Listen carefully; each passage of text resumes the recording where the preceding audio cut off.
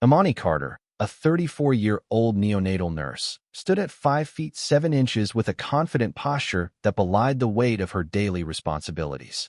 Her warm brown eyes held an unwavering determination, and her neatly braided hair was often tucked under her nurse's cap during shifts.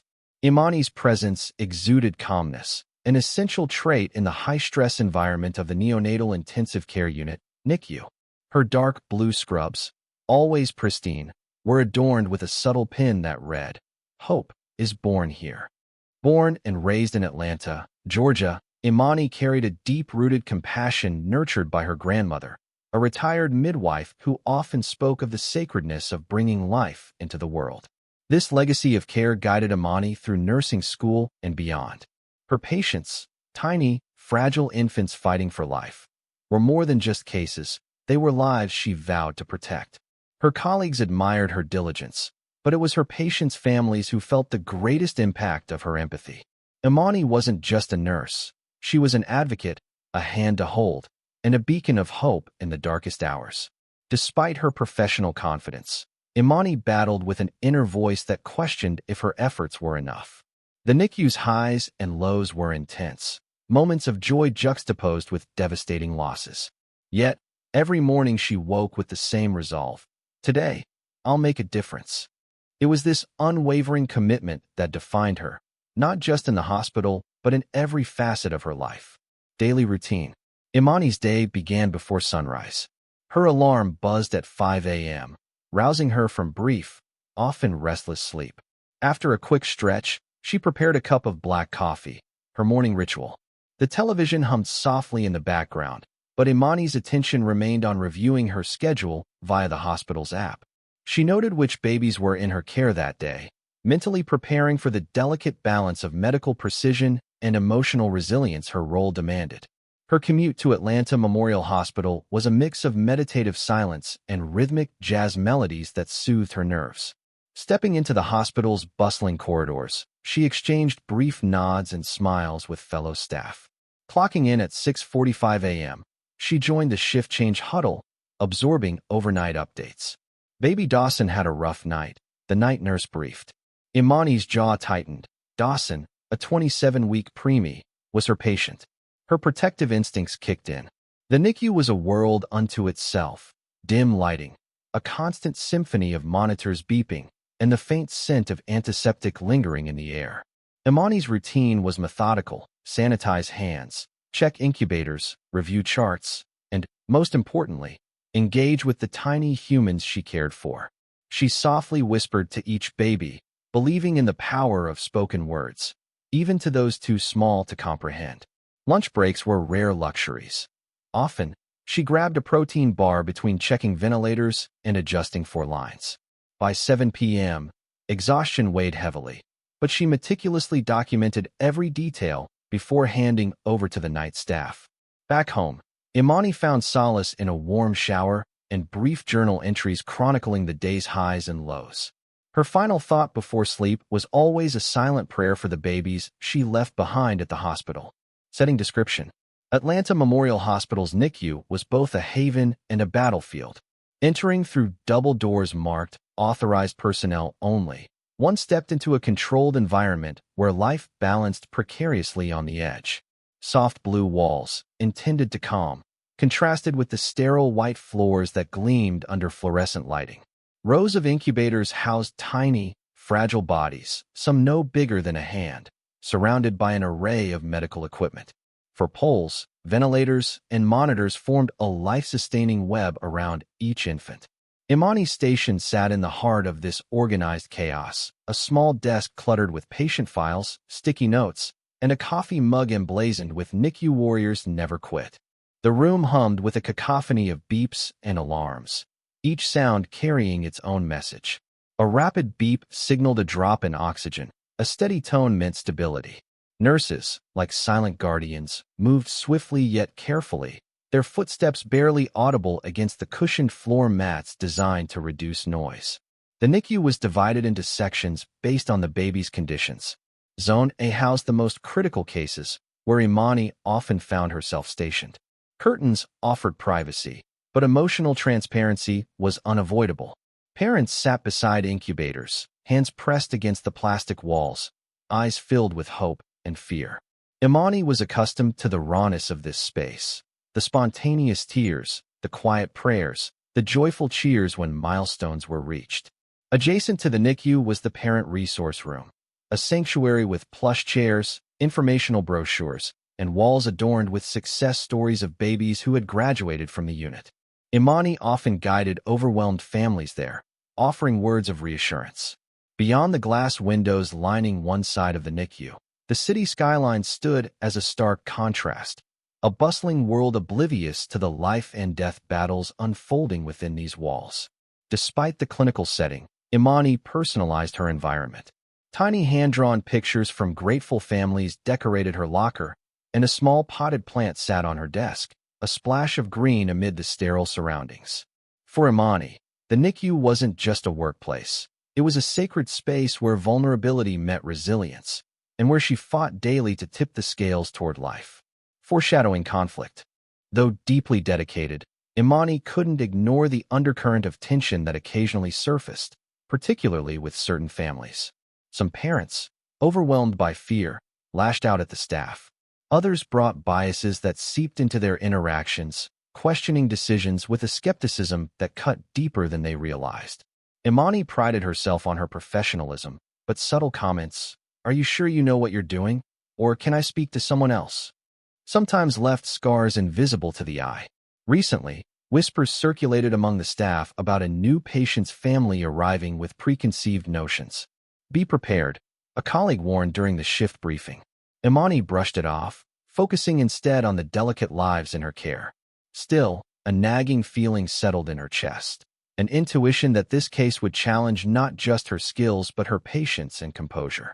Little did she know, the arrival of baby Noah and his mother, Catherine Lewis, would ignite a chain of events that tested every fiber of her being. Her values, her professionalism, and her capacity for compassion would be pushed to their limits in ways she never anticipated. It was a crisp Tuesday morning when the emergency call came in, an ambulance rushing to Atlanta Memorial with a premature delivery en route. Imani adjusted her gloves, her heart rate steady but her mind alert. The incoming patient, baby Noah Lewis, born at just 26 weeks. Every second mattered.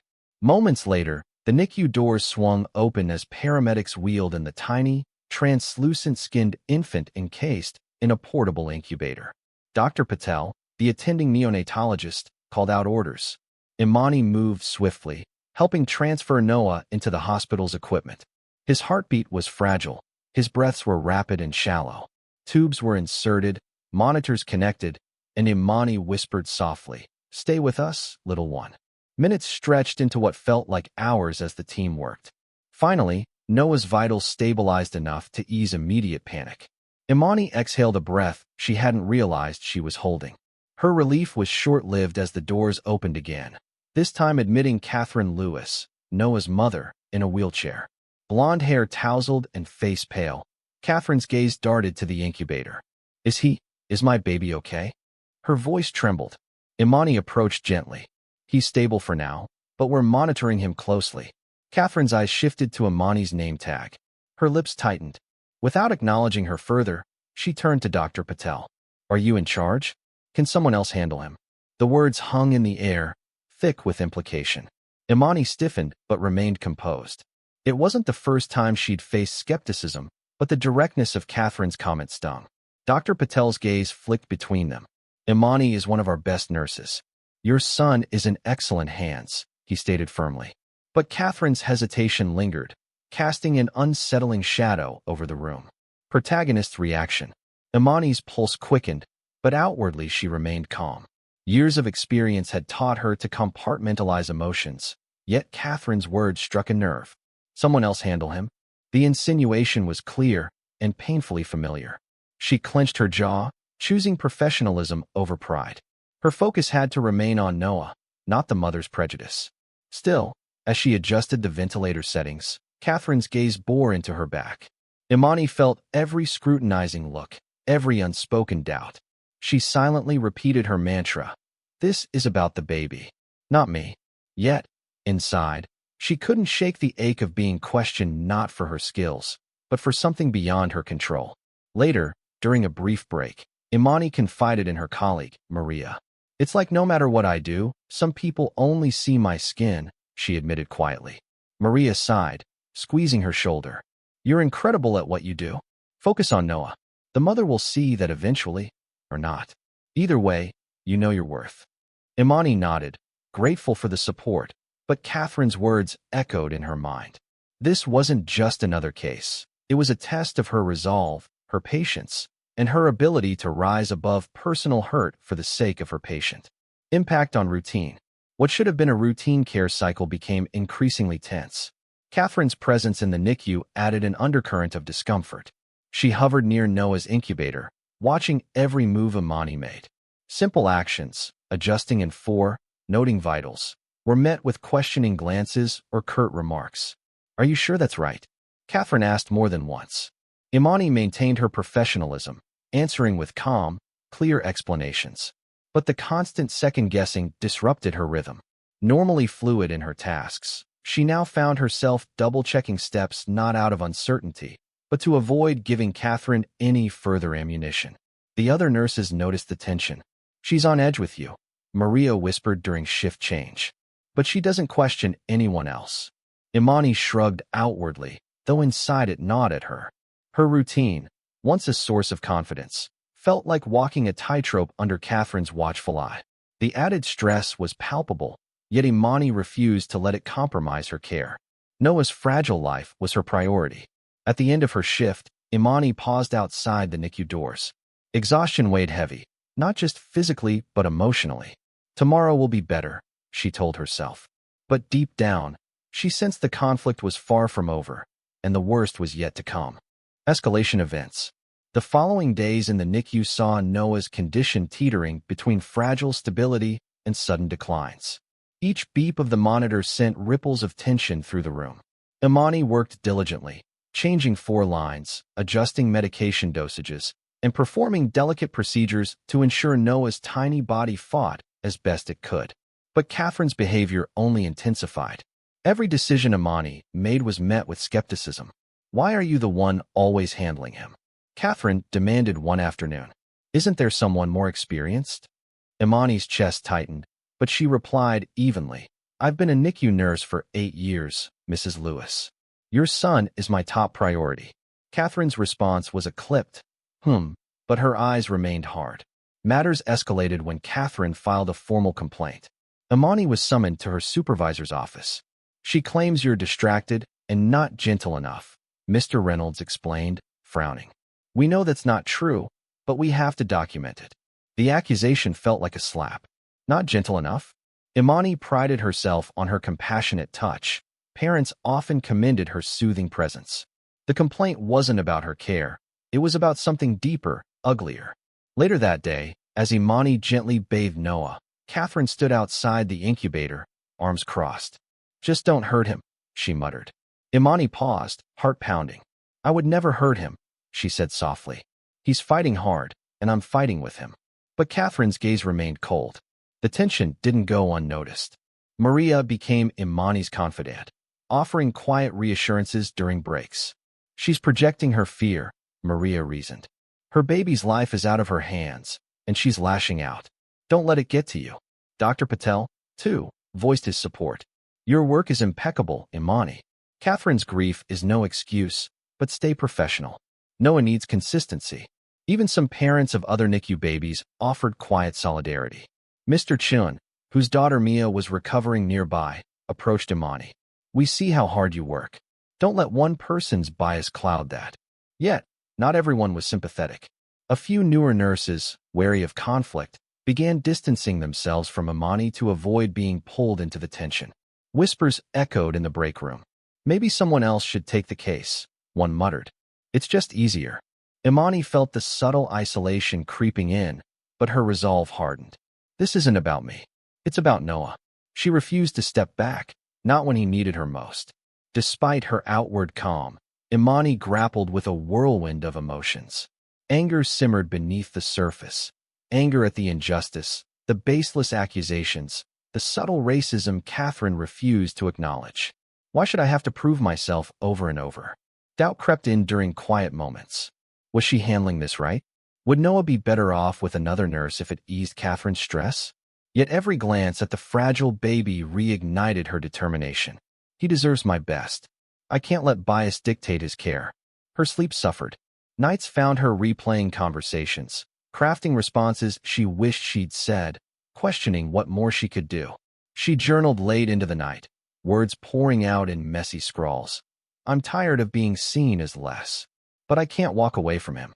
He's innocent in all this. The pressure mounted with every shift. Catherine's cold stares, the tension among colleagues, her own self-imposed burden of perfection, it weighed heavily. Imani began practicing deep breathing exercises before walking into the NICU, steeling herself for whatever the day might bring. One evening, after a particularly grueling shift, Imani stood in the hospital's empty parking lot, tears pricking her eyes. I just want to help him, she whispered to the night sky. Why does it have to be so hard? But even through the turmoil, one truth remained. Noah was fighting. And as long as he fought, so would she. Then, on the 7th day of care, Noah's condition took a sudden downturn. His oxygen levels plummeted, monitors blaring alarms that sent staff scrambling. Imani's heart leapt into her throat as she and Dr. Patel rushed into action, administering emergency interventions. Outside the incubator, Catherine sobbed, pleading, "Do something. Save him." Imani's hands moved with practiced urgency, but her mind raced. Come on, Noah. Hold on. The room was a flurry of activity, medications pushed, ventilator settings adjusted, but the baby's tiny chest rose and fell with alarming irregularity. As the crisis unfolded, Catherine's earlier hostility shifted to desperation. Please, she choked out, voice breaking. Just save my baby. The tension reached a boiling point. Everything Imani had faced, the doubts, the prejudice, the pressure, culminated in this critical moment. Failure wasn't an option. But as she worked, a nagging thought clawed at her. What if this isn't enough? What if I can't save him? The stage was set. The stakes had never been higher. And the next moments would change everything. For Noah, for Catherine, and for Imani herself. Noah's condition hovered on the brink. Monitors screamed, alerting the team to his dangerously low oxygen levels. Imani's pulse quickened, but her hands remained steady as she adjusted the ventilator and double-checked the 4 lines delivering life-saving medications. Epinephrine ready, Maria announced, handing over the syringe. Administering, Imani confirmed, voice calm despite the chaos around her. Noah's tiny chest rose and fell unevenly, his skin pallid. Come on, baby boy, she silently urged. Dr. Patel leaned over. We need to intubate. His lungs aren't responding. Without hesitation, Imani prepared the equipment. Her fingers moved on instinct. She'd done this countless times. But this wasn't just another patient. This was Noah. Failure isn't an option. Outside the room, Catherine's sobs echoed through the glass window. Her earlier resentment was replaced with raw, palpable fear. Please save him, she cried, voice cracking.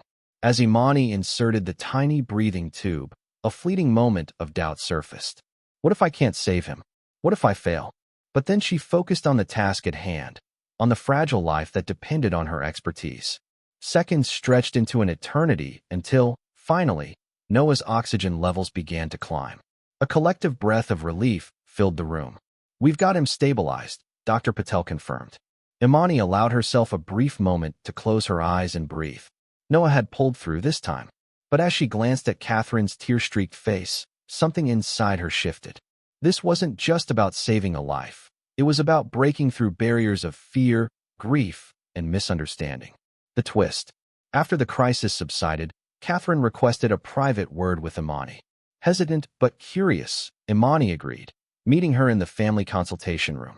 Catherine's eyes were red and swollen. She wrung her hands, struggling to speak. I owe you an apology, she began, voice trembling. I've been unfair. No, more than that. I was wrong. Imani remained quiet, allowing her to continue.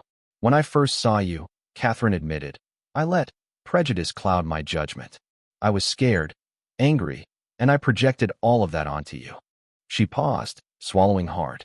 But when I saw you fighting for Noah, when you didn't give up on him, I realized how blind I've been. Imani felt a swirl of emotions, relief, anger, empathy, all colliding. Your fear for Noah is understandable, she said carefully. But your assumptions hurt. I know, Catherine whispered. And I'll carry that guilt. But, thank you. You saved my son despite how I treated you.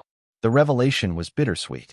Imani had always known her work spoke louder than words, but hearing Catherine acknowledge her bias and her regret was both validating and deeply emotional. It wasn't just about professional respect. It was about recognizing shared humanity beyond prejudice and pain. Emotional impact.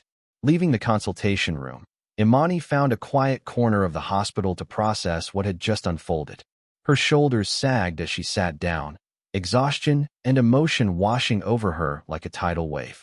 Tears welled up, not just from relief that Noah was stable, but from the weight of the past week finally lifting. All the accusations, the doubt, and now this? Catherine's apology echoed in her mind, stirring conflicting feelings. Part of her wanted to stay angry. Prejudice shouldn't take a life-or-death situation to be confronted. But another part, the compassionate nurse who saw people at their most vulnerable, understood. Fear does strange things to people. Maria found her minutes later, offering a gentle smile. Heard about the talk, she said softly. You okay? Imani chuckled through her tears. Honestly, I don't know. I'm relieved, but I wish it hadn't taken a crisis to get here. That's on her, Maria said firmly. You did your job, and more. Looking back at the NICU doors, Imani took a deep breath. Noah was alive. Catherine had confronted her bias, and maybe, just maybe, this ordeal would leave everyone changed for the better. As the adrenaline faded, what remained was a profound sense of purpose. This is why I do what I do. Healing actions. In the days that followed, Noah's condition steadily improved. The NICU, once a battleground of urgent beeping monitors and hushed instructions, settled into a calmer rhythm. Imani continued to check on him, her bond with the tiny fighter deepening with every visit. Catherine, now a constant presence by her son's side, extended small gestures of reconciliation. She brought coffee for the staff, offered sincere thank yous, and most notably, sat with Imani during quiet moments to talk, not just about Noah, but about their lives. I never realized how much of my fear was rooted in things I thought I'd moved past, Catherine confessed one afternoon, watching Noah sleep. But you showed me compassion when I didn't deserve it. Imani smiled gently. Everyone deserves compassion, especially when they're scared. The healing extended beyond words. Catherine joined a support group for NICU parents, even inviting Imani to speak about the importance of trust between families and medical staff. Witnessing Catherine's transformation from hostility to humility reaffirmed Imani's belief in the power of empathy and persistence. Positive change. By the time Noah was ready for discharge, the once tense air between Catherine and the NICU team had softened into genuine warmth. On his final day, Catherine held her son close, tears streaming. But this time, they were tears of gratitude. I never thought we'd make it here, she whispered, eyes meeting Imani's. Thank you for everything. Imani chuckled. Noah's the real fighter. I just gave him the support he needed. Word of the ordeal and Catherine's public acknowledgement of her earlier prejudice spread beyond the hospital. Local media picked up the story, framing it as a lesson in confronting biases and recognizing shared humanity. Imani found herself approached by colleagues and strangers alike, offering words of admiration. Maria nudged her playfully. You're basically famous now. Not why I do this, Imani replied, but the recognition felt nice. More importantly, it meant conversations about prejudice were happening, and that was the real victory. Final reflection. Late that night, Imani sat on her apartment balcony, the city's lights twinkling below. Cradling a cup of tea, she let the cool breeze carry away the week's tension. What a journey, she mused. The anger, the doubt, the relentless fight for Noah's life, and the unexpected bond that formed from it all. Catherine's transformation wasn't just her story. It was a reminder that people could change when given the chance. Looking at the sky, Imani whispered, You did good, kid, thinking of Noah's tiny face. Saving lives wasn't always about medicine. It was about heart, patience, and standing firm in the face of adversity. And as the stars glittered overhead, she felt a quiet peace settle over her. This was her purpose, her calling, and she wouldn't trade it for anything. 2 weeks later, Imani received a surprise envelope at work. Inside was a photo of Noah, chubby cheeks, bright eyes, along with a handwritten note from Catherine. Dear Imani, every time I hold Noah, I think of you. You didn't just save my son, you changed me. I'll never forget that. Thank you. With love and gratitude. Catherine and Noah. Imani smiled, tears brimming. She pinned the photo to the NICU's bulletin board, among other success stories, but this one felt different. It wasn't just a reminder of a life saved. It was a testament to bridges built, prejudices dismantled, and the enduring power of compassion. Walking back to her station, she glanced at her colleagues, the hum of hospital life continuing around her. Challenges would come and go, but moments like this, they were why she kept going. Healing wasn't just for patients, it was for everyone.